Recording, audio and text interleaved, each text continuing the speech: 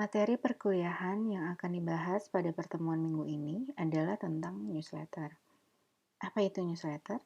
Seperti apa fungsi daripada newsletter dan bagaimana teknik serta langkah penulisan newsletter akan dijelaskan pada materi ini.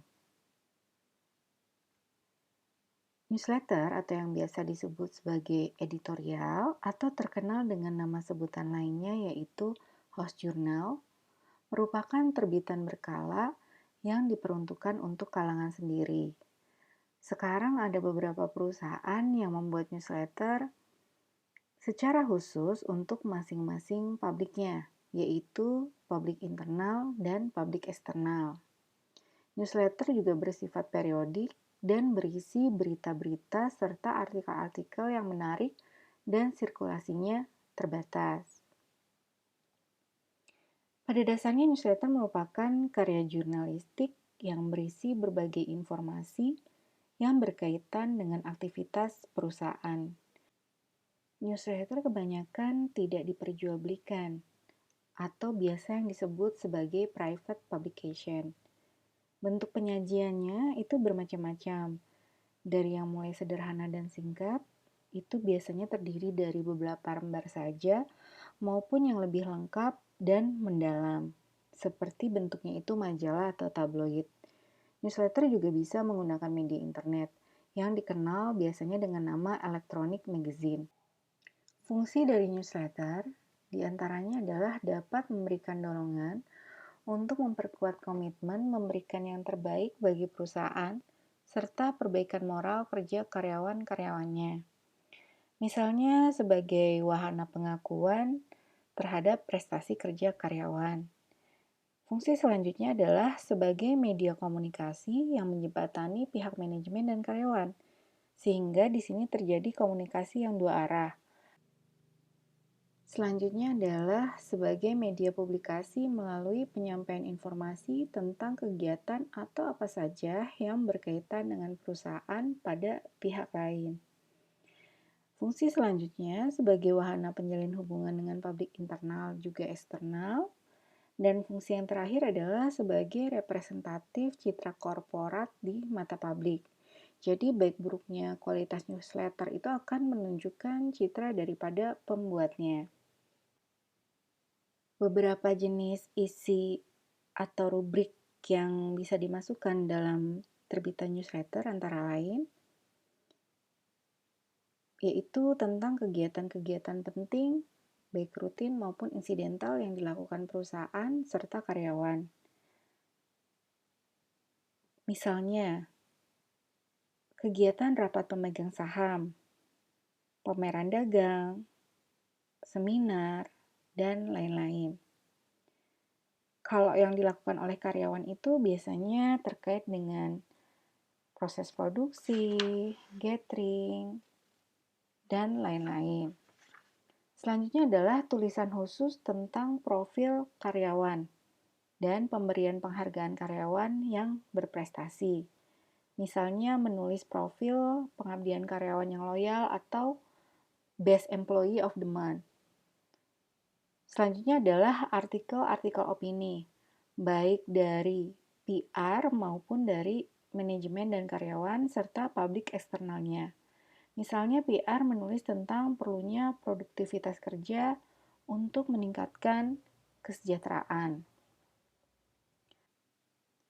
Jenis isi yang lain adalah surat pembaca, yaitu berupa penyampaian ide, gagasan, kritik, serta harapan-harapan daripada karyawan.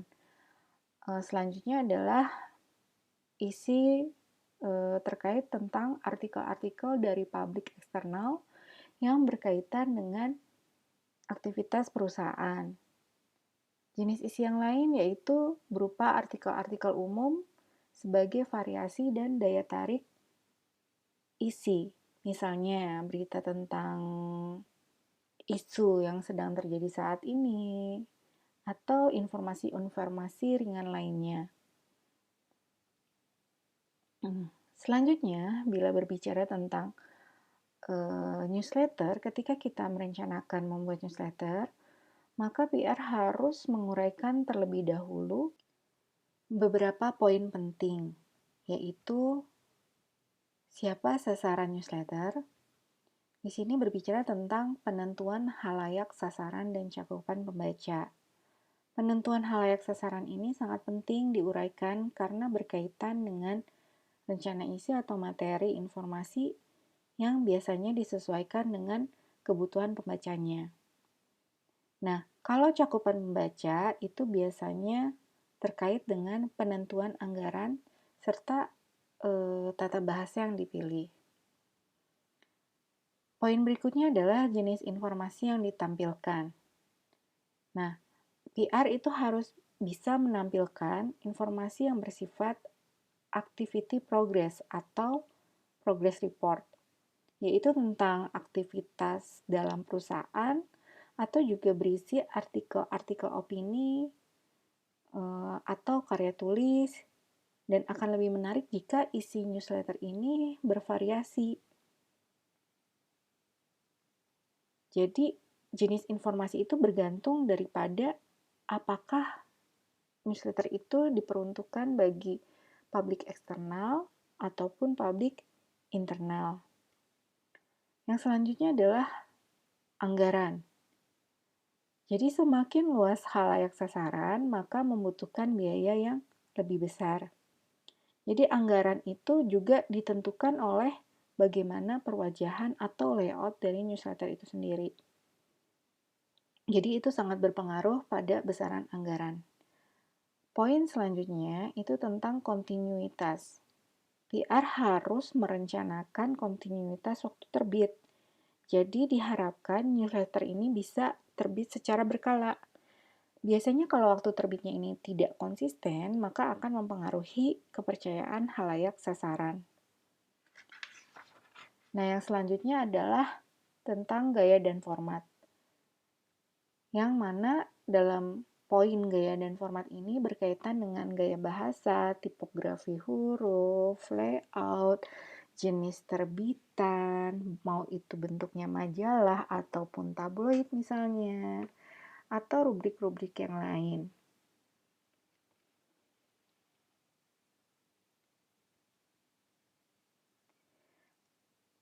Selain kita memahami tentang teknik penulisan newsletter, kita juga harus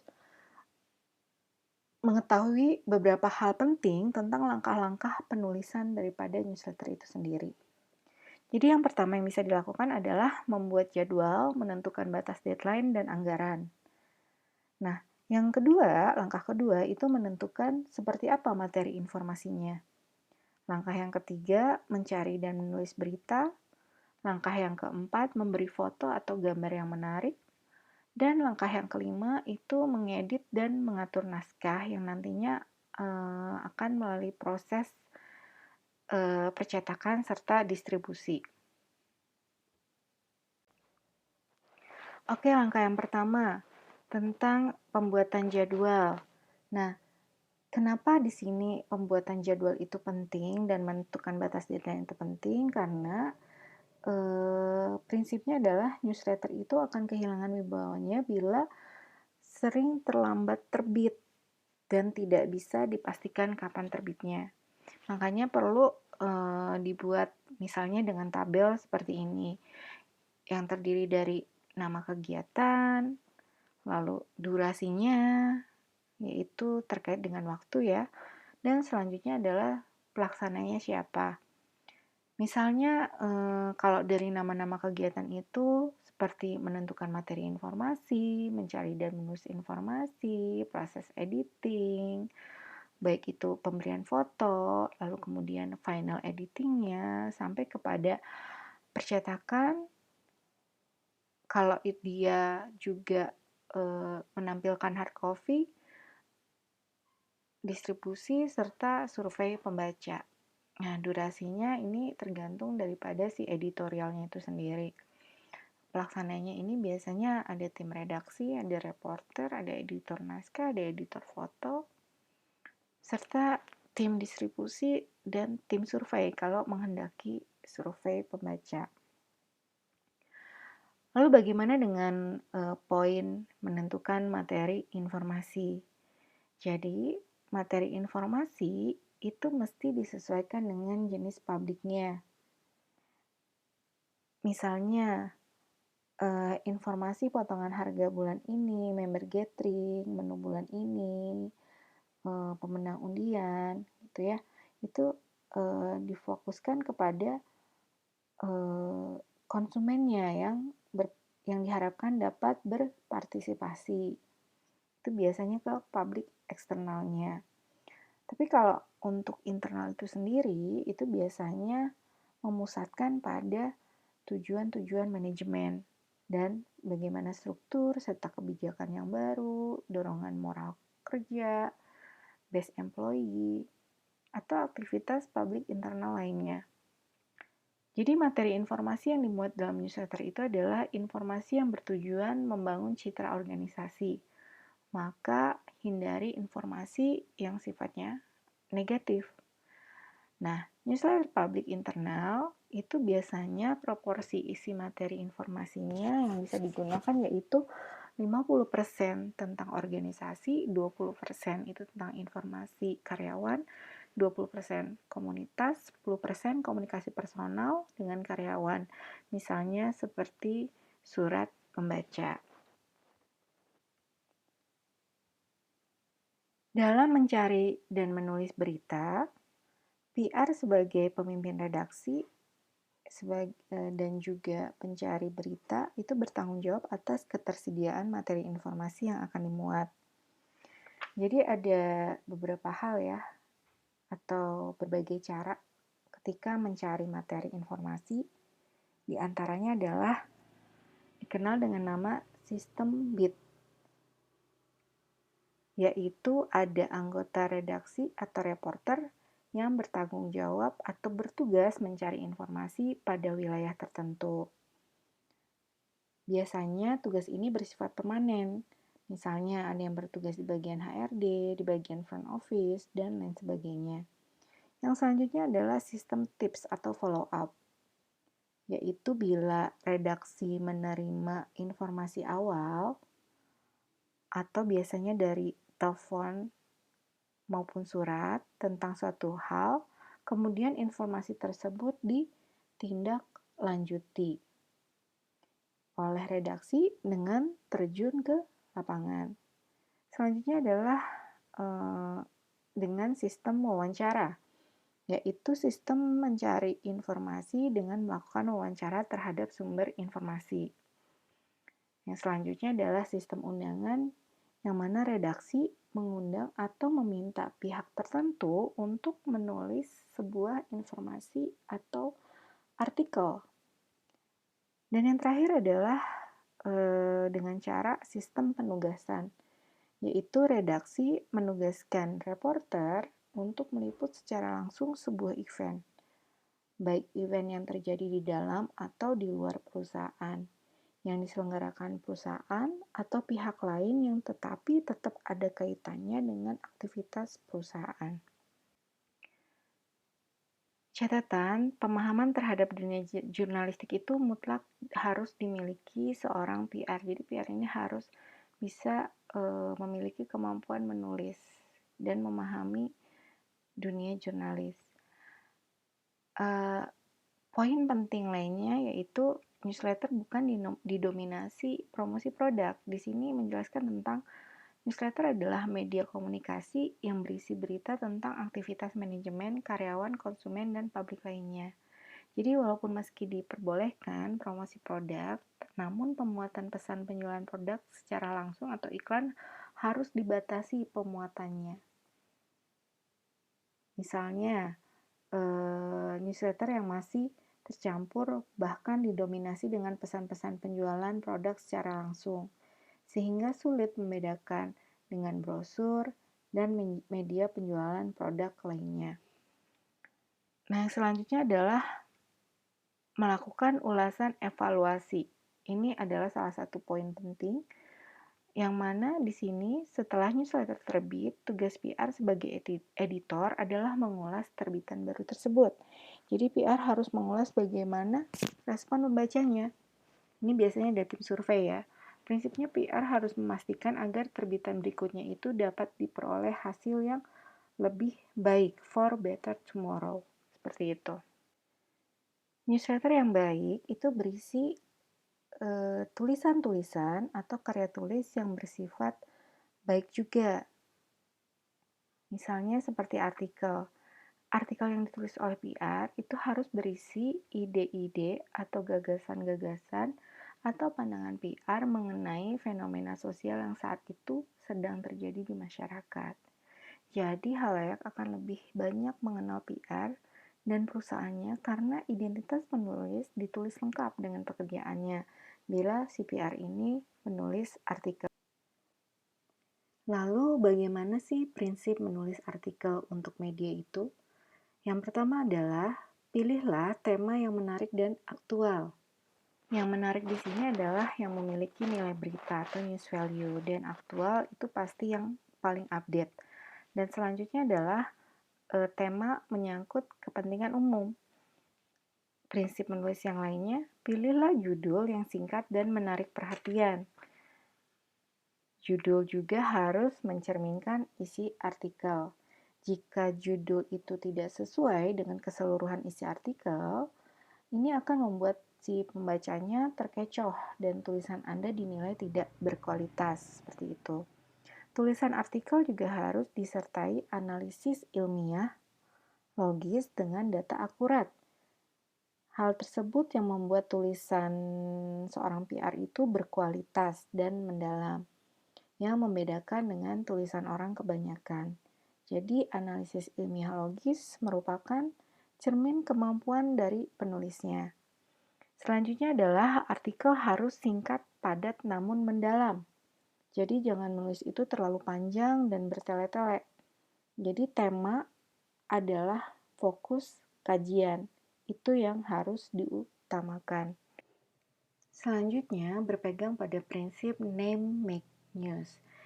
Bila kita sebagai pemula dalam menulis, kita bisa menggandeng kolega yang sudah memiliki keahlian atau kepakaran dalam menulis artikel yang baik, yang sudah memiliki kualitas. Itu adalah langkah awal agar nama kita dikenal oleh publiknya. Nah, yang selanjutnya adalah prinsip menulis artikel untuk media. Pilihlah cara pengiriman. Cara pengiriman yang paling efektif ketika mengirim artikel ke media adalah melalui email. Nah, yang selanjutnya tulis eksklusif. Baiknya adalah kita menulis satu artikel itu untuk satu media saja. Nah, yang selanjutnya gunakan bahasa yang baik dan benar. Bahasa yang benar di sini adalah harus sesuai dengan kaidah berbahasa Indonesia. Lalu tulis identitas yang lengkap agar kita dikenal dan diketahui oleh publik. Yang selanjutnya adalah banyak membaca dan latihan menulis. Jadi ketika kita banyak membaca, maka wawasan menjadi luas dan analisis pun bisa semakin mendalam.